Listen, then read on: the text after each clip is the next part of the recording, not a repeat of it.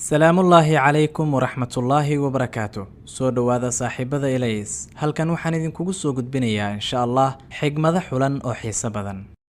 nin xigmadyahana waxa uu ku yiri ma aanan arkin qof run sheegaya. markaa buu ninkii ku jawaabay haddii aad rulow ahaan lahayd waxaad baran lahayd dadka rulowyaasha ah. tashi haddaad maqasho waa fanniga adeegsiga caqliyada bedelka intii aad ku fikiri lahayd hal caqli oo kaliya waxaa kuu suuragala inaad dhowr caqli ku fikirto ha ka labalabeen inaad la tashato dadka aad ku kalsoon tahay. qasab maaha inaad ku hadasho dhammaan waxa aad taqaano laakiin waxaa qasaba oo waajiba in aad garanayso waxa aad ku hadlayso. noqo qof dhaqan wanaagsan waxaa ku jeclaanaya quluubta basharka. marbaad isbitaal tegaysaa dhanka midig markaad eegto waxaad arkaysaa nin soo saaraya shahaadadii dhalashada wiilkiisa. markaad bidix eegtana waxaad arkaysaa nin kale oo soo saaraya shahaadadii dhimashada aabihii. run ahaantii waa muuqaal nolosha soo koobaya. haddii aad mushkilad dhaxda uga dhacdo oo aadan xal u helin xasuuso meeqa dhibaatooyin iyo mashaakila ayaa ku soo maray oo Allah uu kaa saaray. markaas baad ogaan doontaa in allihii tii koobaad kaa badbaadiyey middaana uu kaa badbaadin doono insha Allah. waxay dhahaan dadka qaarkii noqo qof muuqaal wanaagsan indhuhu kuma hilmaami doonaane balse anigu waxaan leeyahay noqo qof akhlaaq wanaagsan qalbiyadu kuma hilmaami doonaane.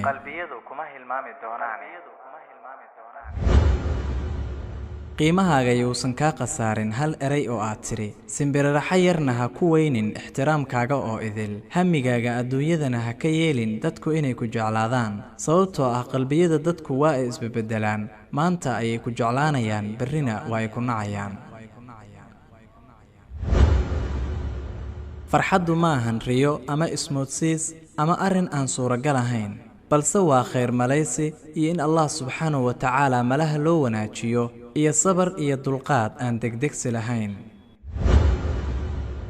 haddii mar uun fursad ku soo martay ay ku dhaafto qalbigaagana arrintaas dartiis holac badan ka shidmo holacaasi ku dami aayadan عسى ربنا أن يبدلنا خيرا منها إنا إلى ربنا راغبون. الله wuxuu u dhow yahay oo mudan yahay inuu noogu bedelo mid ka fiican isagaan khayr ka rajaynaynay. hooyada u noqo qaadim adeege ama saaxiib iyadu waa midda ugu quruxda badan haweenka dunida. waa midda ugu run sheegidda badan xagga jacaylka. waa midda ugu badan ee adiga kuu cabsanaysa. haddii ay kuu carootana dartaa unbay u caroonaysaa ee maahan inay kaa aarsato sida dadka kale.